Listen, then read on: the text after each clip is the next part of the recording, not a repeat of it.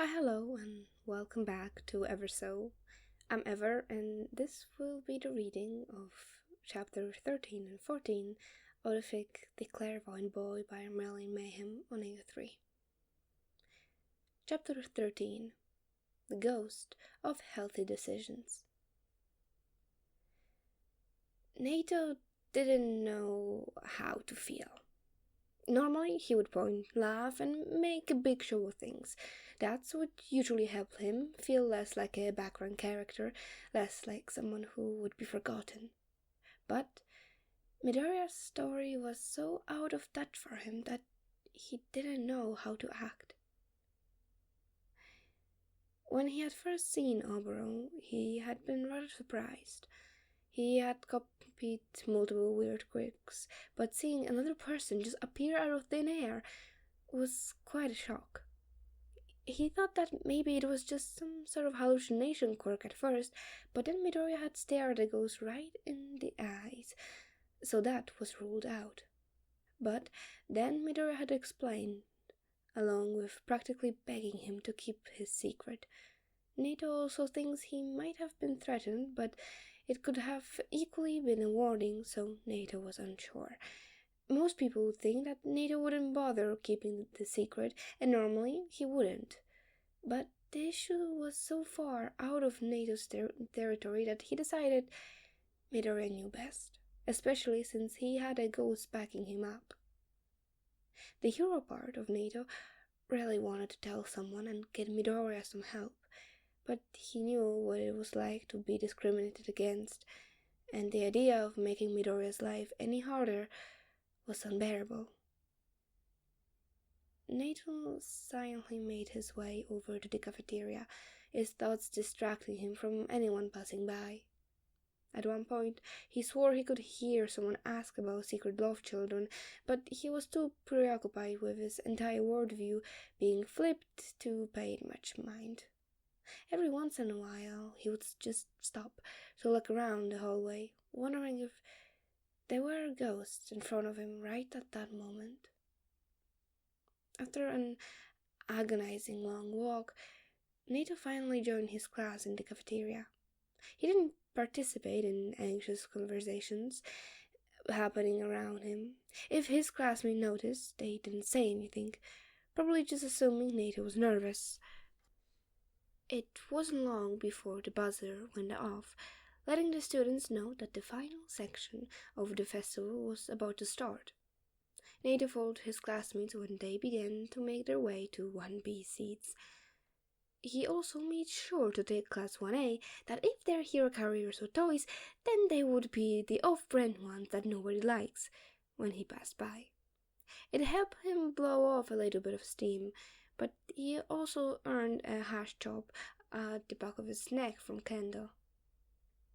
He didn't say anything more when he sat down in the seat, instead taking time to study all of the quirk he could be facing off against.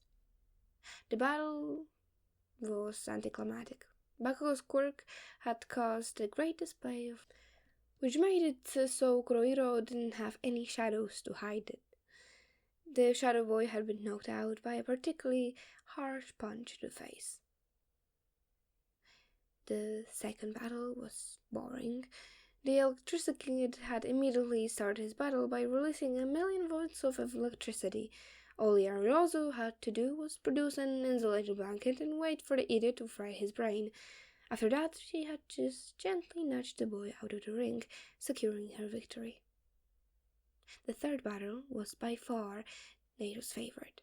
May, a pink-haired support student, had tricked a member of 1A into wearing some of her inventions. She then used the hero as a walking advertisement before stepping out of the ring. The fourth battle was over in an instant. Todoroki had quickly shot a giant glacier of ice, trapping the red-haired kid in place. The round had been taking a while to clean up. The fifth one was disappointing. Tsuburaba had started off strong against the sentient shadow creature, but his solid air crick hadn't been able to keep up when the shadow creature had picked up the box Tsuburaba had trapped himself in and started shaking it. Nato was slightly surprised with how the sixth battle ended. He would have bet that the hero students would win, but the Gen Ed kid had some sort of laser quirk that had been able to shoot off any tape the other boy produced from his elbows. The Gen Ed kid had won via throwing a pink glitter bomb at the hero course students and trapping him in a sticky glue. When the sixth battle finished, Nato stood up. His battle was 8th, but it took some time to get to the gates. With the pace of the previous rounds, Nato wouldn't be surprised if number 7 ended quickly as well. He stood and tried to ignore the disappointment he felt when only a few of his classmates wished him good luck, most of them deciding to cheer for Kabara instead. It didn't matter anyway. He tried to convince himself he was going to win. Izuku was sweating bullets. The next event definitely wasn't his strong suit.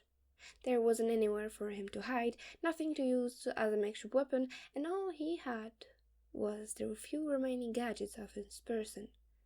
At least he wasn't up against Bakugo. He doesn't know if he would have been able to handle that. Izuku shoots a small smile at Monoma, who had just won his round. Even though his classmate had known Monoma could copy his quirk, he was still no match for Monoma's physical strength. Kaibara was one of the kids that thought they could get by with just a powerful quirk, but Monoma knew better and had at least trained his body a little bit. The arena had been destroyed, so the buzzer signalizing the next round started immediately. Oboro gave Izuku a reassuring pat on the back before nudging him into the sunlight. Izuku's opponent could also be seen entering the stadium. The girl across from Izuku had bubblegum pink skin, as well as 2 yellow antennae sticking out of her head. She had a wide smile on her face as she waved at Izuku before starting to stretch. He offered a shy wave back and then started some deep breaths. He would stretch, but he needed to take care of his nerves first. His punches were always weaker when he was anxious. Izuku's progress was sent backwards when Ashido reached down and touched her toes. She was flexible, which meant she was probably agile. Izuku's main plan rested heavily on his opponent not being able to make harsh turns. It took another moment for Izuku to get his nerves back under control, but he was fairly composed when Midnight went to start their match. Her whip cracked, and Ashido immediately launched herself towards Izuku, skating on the acid she had produced from her feet. Once she was close enough, Ashido shot a giant chunk of acid in Izuku's direction. Izuku dove out of the way of the main blast. He wasn't quite quick enough to avoid the surrounding droplets. He easily ignored the sting of his flesh melting in favor of charging at her from behind. Izuku shoved through the thin shield of acid she had created to push her over. Ashido wobbles before falling to the puddle of acid at her feet. Her uniform begins to dissolve, but she gets to her feet and quickly wipes it off before her clothing dissolves completely. Izuku takes a few steps back so that he's at the edge of the arena. Ashido glares at him with a determined fire in her eyes, only giving Izuku seconds to dodge when she comes speeding at him again. Luckily, Izuku is fast enough to avoid the girl. For a moment, it looks like Ashido is about to shoot another chunk of acid at him, but Oboro quickly interrupts and keeps Izuku acid free. Ashido's eyes go wide as she realizes what happened. She tries to regain her footing to turn, but it's not fast enough. In a desperate final attempt, Ashido grabs Izuku's uniform to try and pull herself away from the border, but Izuku just swats her hand off and lets her slide out of bounds. The roar of the crowd is loud. Izuku cringes internally. He does his best to ignore the crowd, instead reaching down to give Ashido a helping hand. Ashido smiles before firmly gripping Izuku's hand. He ignores the pain in his palm. That was a super cool fight, Ashido praises, smiling in a similar way to Oboro does. Are you immune to my acid? You blew through that shield like it was nothing. Izuku raised an eyebrow in confusion. No, but it wasn't solid, so I just stuck my hands through it. Trying not to fidget with his hand still in Ashido's clothes. The girl's eyes widened, and she shifts the grip on Izuku's hand so that she could see the palm. The skin was red and raw, but nothing he hadn't dealt with before. Oh my goodness, I'm so sorry. Ashido apologizes. We should get you to the recovery room, girl. This looks pretty bad. Izuku immediately ripped his hand out of Ashido's grip. No, it's okay. This is nothing. And you don't need to apologize. I did this to myself. Concern painted Ashido's face. Are you sure? The acid I used on my shield was a higher percentage than the other stuff. It could do permanent damage if you don't get it treated. I know how to treat it. You don't have to worry about me. I'll be fine. He cradled his hand to his chest, ignoring the worried glances Oboro was shooting over Ashido's shoulder. The conversation was interrupted by midnight. Hey, kiddos, I don't mind you guys chatting, but can we do it outside the arena, unless one of you is injured? She raised an eyebrow in question. Ashido looked like she was about to snitch, so Izuku was quick to interrupt her. No, we're all good. Sorry about that. He didn't give anyone time to reply before he turned on his heel and scurried out of the arena. Unfortunately, he couldn't outrun the ghost. Oboro jabbed him in the side. What are you thinking? You got a pretty nasty burn. That's something you should 100% see a doctor for. Izuku swatted his hand away. It's not that bad. I can treat it myself. He continued to walk towards his locker when he had the first aid kit stashed. Getting frustrated, Oboro huffed before stepping in front of Izuku. Why don't you want to go to see Recovery Girl? His foot silently tapped against the tile. Izuku went to sidestep the ghost, but Oboro just shifted, so he was still blocking his path. Annoyance bubbled in Izuku's gut. I don't have to tell you anything. He snapped at the ghost. Oboro didn't let up. You do, if you want to get past me. The silence echoed throughout the corridor. Every uncomfortable shuffle Izuku made could be heard from miles away. He pulled harshly at his fingers, the earlier annoyance behind replaced with fear. I don't like doctors, Izuku finally mumbled out, so quiet that Oboro barely caught what he said. Oboro blinked in surprise.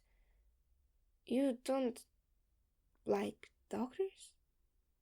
Are you afraid of them? Ashamed, Izuku nodded. I don't trust them. The younger teen had to stop himself from flinching when he felt a cold hand rest against his shoulder. Okay, that's fine. How about we go to see if we can treat it ourselves? If it's not something you can do yourself, then we can see about getting some help. The ghost said in a gentle tone, purposely avoiding an emotion of nurses in fear of setting Izuku off. He nodded, not having the energy to stop himself from softly smiling when Oboro began to wrap circles in his shoulder. The fear hadn't left completely, but the trust he had in himself to be able to patch up burns helped ease some of it. He had treated much worse burns himself. The ones on his hands would be nothing compared to. Oboro kept his arm around Izuku's shoulders as they walked towards his locker. When they arrived, Izuku slipped from Oboro's hold and swung the door open. He almost laughed at the ghost's shocked expression when he pulled out the giant first aid kit. The latch clicked As Izuku began to open the gate, the noise drowned out the sound of someone approaching from behind. In familiar motions, Izuku wiped over his injury with an alcohol swab. "What are you doing over here?" Izuku jumped, quickly scrambling to his feet before he realized it was just Shinszo. He let out a sign of relief before answering the other teen. "Just patching up some burns." Izuku turned back to his first aid kit. Shinszo circled around so he was facing Izuku. "Isn't that Recovery's girl job? Or is she some quirkless asshole?" The tub of cream of Izuku's hands dropped in surprise. No, I don't think so. I can just treat these myself, so I'm not bothering her." One thing Izuku liked about Shinszo is he didn't ask unnecessary questions. He knew some of the struggles Izuku would have faced being quirkless. The purple boy crouched down to offer a helping hand. "Alright, but if it turns out you can't, then we'll go see her, deal?" Unease churned in Izuku's gut. He really didn't want to go see the recovery girl. But he also had faith in his first aid abilities. He rolled his eyes before nodding. Shinszo smiled before unscrewing the tub of burnt cream. The purple teen scooped a glob onto his fingers, raising an eyebrow to ask for permission. Izuku hesitated for a moment before offering his bandages. A cooling sensation twinkled over the burns as Shinszo began to apply a generous amount of cream. "You don't need to use that much," he told Shinszo, staring at how greasy his hands now were. The older teen scoffed, before taking the extra cream on Izuku's hands and applying to smaller burns dotting his arms. With a skill that only came with practice, Shinszo gently wrapped Izuku's hands in bandages. Izuku was grateful. He knew how to bandage his own hands, but it still would have been painful with charred hands. "Thanks," Izuku smiled. "Don't worry about it." The latch on the first aid kit clicked shut as Shinszo closed it. The reusable supplies already tucked away. Meanwhile, Izuku gathered the garbage then the deposit to the trash. When Izuku had made his way back to his locker, Shinszo had already stored the kit inside. The teen was leaning against the wall. Oboro floated beside him. Purple eyes made green, and Shinszo began to make his way over. "Do you want to head back to our seats? I think I broke part of the ray gun. Do you mind looking over?" Izuku snorted, grateful for the distraction. Of course he did. "Yeah, let's take a peek. You're going to need it for your next match. Dark Shadow is weak against light." Shinszo nodded along to Izuku's rambling, attempting to pay attention to Izuku's murder strategy. The three walked off to go watch the rest of the matches. Chapter 14. The Ghost of Formal Names. Turns out, the part of the ray gun Shinszo had broken was a very simple fix. The distraction was still appreciated, even when it was time for Shinszo to go compete in his match.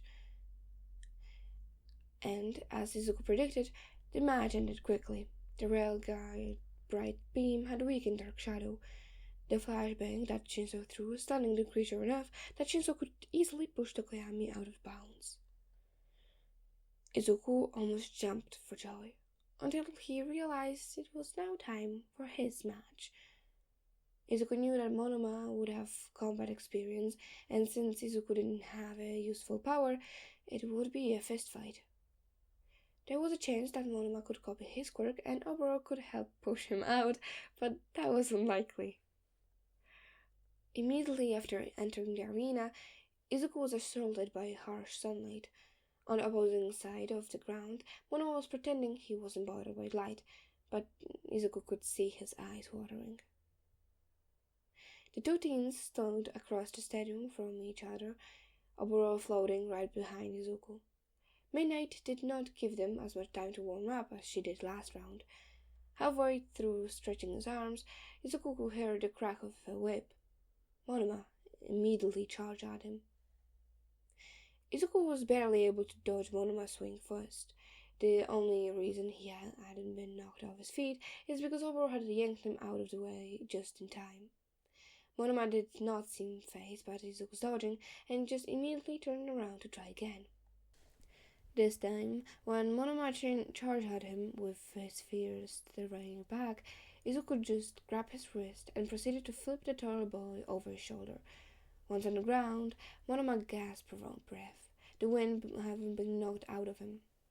Izuku grabbed his ankles and started to drag him over to the edge, knowing that he would not be able to incapacitate the boy.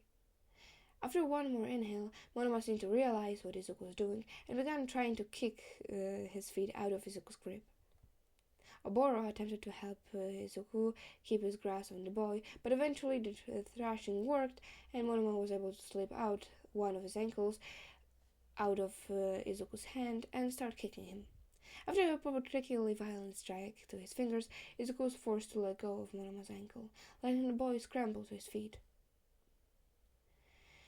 "I don't know you had that kind of power. You're pretty scrawny looking," Monoma taunted, hoping to get a moment to catch his breath. Izuku didn't give him satisfaction of an answer or air in his lungs, instead charging at Monoma. The taller boy dodged the punch Izuku threw, but was unable to maneuver around the kick. Izuku barely flinched when a fist flew in his face. The crunch of his nose distracted Monoma from the heel about to ram into his back of his knee. The grin stretched across Monoma's face quickly faltered as his legs collapsed. Izuku used the moment of weakness to shove Monoma over, letting the taller teen tumble over the boulder.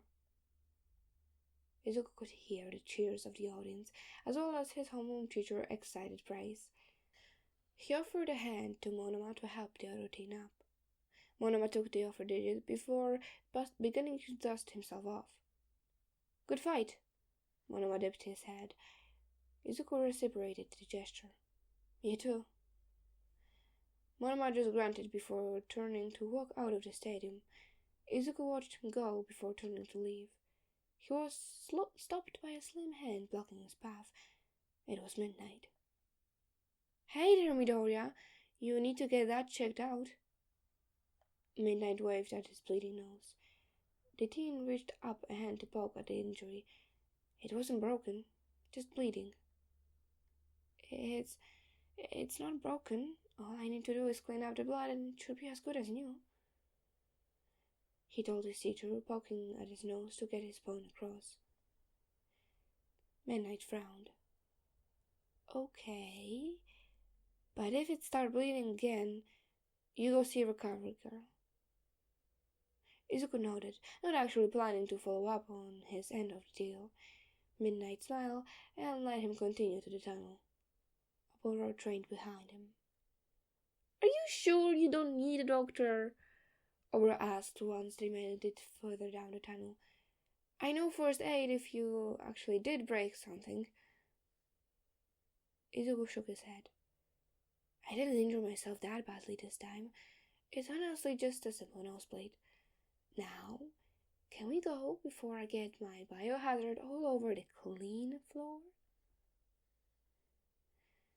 The ghost rolled his eyes before continuing down the hall, Izuku following in step beside him. Hitoshi was relieved. Midoriya had won his battle, which meant Hitoshi was guaranteed second place, unless Midoriya decided that he actually hated Hitoshi and countered against their plan, but Hitoshi didn't think that would happen. The slight breeze blew a few strands of hair into his face. Midoriya was getting it much worse than on the other side of the arena, from his poofy curls assaulting his vision. Hitoshi laughed into his hand while he saw Midoriya attempting to blow the hair out of his face. "Shinszo, do you have an elastic or something?" Midoriya shouted across the stadium, just loud enough for the spectators in the first few rows to hear. Raising his eyebrows, Hitoshi pointed to his gravity-defying hair. You think I have an elastic? Midoriya just huffed while slouching over, trying his best to tuck his curls behind his ears. Midnight laughed, before taking pity on the boy and tossing him an elastic from her wrist.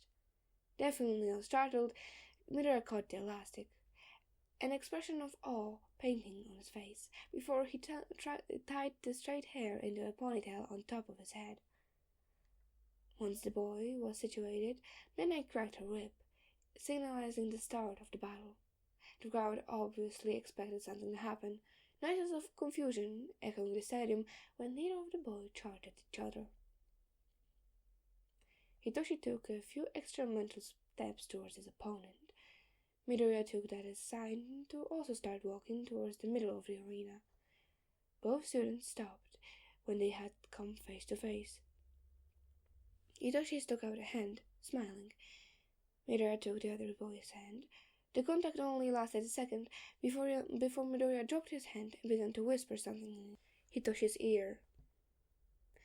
When you find Bakugo, you have to do something to damage his pride. That's how you get him to respond to you. If he still doesn't talk, mention me. Midoriya only pulled away after Hitoshi nodded. The shorter teen offered a small salute to Hitoshi before walking backwards and out of the arena. The crowd began to murmur in surprise, and President Mike started talking about an unexpected twist. Hitoshi just turned around and made his way down the corridor. He was absolutely terrified for the next round. Izuku was practically vibrating in his seat. The plan he and Shinszo had come up with was working perfectly. Shinszo was almost guaranteed a spot in the hero course. Izuku watched the purple boy enter the arena, a scowling Bakugo also entering from the other side.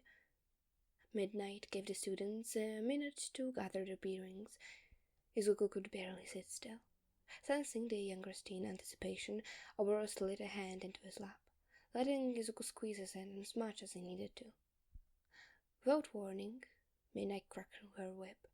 Bakugo immediately charged, preparing to launch a right hook. Lucky for Shinszo, Izuku had warned him of the blonde's leading move, and he was able to dodge out of the way. Because he was too far away, Izuku couldn't hear the words Shinszo spoke, but he must have taken Izuku's advice, because Bakugo turned around, fuming, before yelling something back. The grin that spread across Shinszo's face could only be described as manic, and Bakugo came to a halt. Confused murmurs echoed through the crowd as Bakugo rose from his slight position. Irises turned cloudy. Then Shinszo turned his gaze to where Izuku was sitting before winking. His mouth moved again before Bakugo robotically spun in a circle twice. When Bakugo sat down, Izuku blinked in realization. They were the same commands Izuku had given to Shinszo's bullies. He could stop the soft smile that crept over his face as Bakugo said sorry. Izuku couldn't actually hear the other boy, but he was skilled enough in lip reading to understand. After an approving nod from Izuku, Shinszo commanded Bakugo to stand back up. The blood compiled, standing and then making his way out of the arena. Shinszo watched him carefully, only finally realizing his control when Bakugo had crossed over the line. Bakugo's shouts of anger could almost be heard over the cheers of the crowd. Shinszo couldn't hide the wide smile on his face. Watery purple and green eyes locked, and Izuku smiled wider. Eventually, Shinszo had to make his way back inside, as he needed to prepare for the medal ceremony. Izuku was just about to open his analysis notebook when he felt a cold hand land on his shoulder. It was Oboro. Shouldn't you make your way to the basement? You got third place. You need to pray for the ceremony too. The ghost raised an eyebrow. Third place? That didn't make sense, considering Izuku had made it to the semifinals, but he had not registered the fact that he had gotten so far. Without warning, Izuku shot out of the chair, starting the classmates chatting about him. I got third place. I'm supposed to be in the basement. He could hear Akechi giggle beside him. He snatched Oboro's wrist before bolting, ignoring the amusements from his classmates. When Oboro realized Izuku was running and finally decided to speed up, Izuku let go of his wrist. He shook his head once, attempting to dislodge the cold wrinkling in his bones. The two made their way down to the basement, slowing down when he saw a collision of students and staff. As soon as Izuku arrived, the balanced on his hands on his knees and attempted to catch his breath. He could hear Shinszo laugh at him from nearby. Did you run all the way here? The purple teen asked, raising an eyebrow. Izuku glanced at the boy. I forgot I placed. I didn't want to keep anyone waiting. Shinszo snickered before patting Izuku's back. The boy didn't flinch at the contact, but quickly stood up to avoid it. Izuku immediately regretted it, as Bakugo was glaring at him from across the room. Swallowing the lump in his throat, Izuku turned to Shinszo. You match went really, really well. I'm proud of you. The other teen scratched the back of his neck, failing to hide a small grin spreading across his lips. Yeah, well, I wouldn't have to be able to do it without you, so thanks. Izuku smiled. It was no issue. I'm glad you finally be able to work towards your dream. I know you'll be a great hero one day. Shinzo's eyes watered, but he quickly wiped them away. He looked like he was about to say more, but midnight already was ushering him away to his own platform. Snape also came over to help Izuku and Todoroki get situated on theirs. Bakugo was still glaring at Izuku from the other side of the platform. Oboro seemed to take notice of it and tried his best to block Izuku's sight while staying away from Todoroki. The ghost doesn't want to freeze the other boy, especially after the frostbite he had been sporting the previous round. With the help of Sarmentos' quirk, the platforms began to rise. Sarmentos was sure doing lots of work. Maybe Izuku should get him a breadbasket. The crowd erupted in cheers when the platform finally reached the sunlight. Izuku could feel his anxiety worsening. His eyes briefly scanned over to Todoroki when he heard the boy shuffling, subconsciously leaning towards the warm riding of the boy. Izuku offered a nervous grin, but Midnight slipped the bronze medal over his neck. Todoroki did not. Oboro was still blocking most of Izuku's view, but from what he could see, Bakugo was not very happy with second place. From the tallest pillar, Izuku could see Shinszo attempting to appear laid back. It was working for the most part, except for his slightly watery eyes, but it wasn't noticeable enough for a crowd to notice, and probably could be blamed on the sun. When the ceremony had finished, Izuku and Shinszo met up. Both had their medals around their necks. Do you want to go to a cafe or something? Shinszo asked when they had gotten past the busy gates. I would have to text my dad to make sure, but I think they will be pretty cool with it. Izuku could feel his own eyes sprinkle. Oh, really? I would love to! That was probably the first time he had ever been invited out by a friend. Shinszo nodded before whipping out his phone, shooting a quick message to his parents. Izuku didn't need to do the same. Oboro tapped Izuku's shoulder, but the teen tilted his head ever so slightly to show he was listening. I'm going to tag along with Shou and Zashi. I will see you tomorrow? The ghost waited for Izuku to nod before floating off, turning into whatever Shinszo was rambling about. Izuku started to lead them towards the nearby cafe. That was before Shinszo randomly stopped in the middle of a sidewalk. I need to thank you again, Midoriya.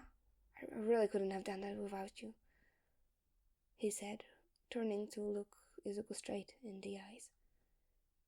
Izuku smiled. As I said earlier, I'm happy to help. And call me Izuku. I think I trust you enough for that. Then call me Hitoshi. It would be awkward if you didn't. Izuku smiled widened. Deal, he chirped before letting Hitoshi lead him away. And that's it for this episode. I'm very happy that you made it here. And yeah, have a great night or day. And bye bye.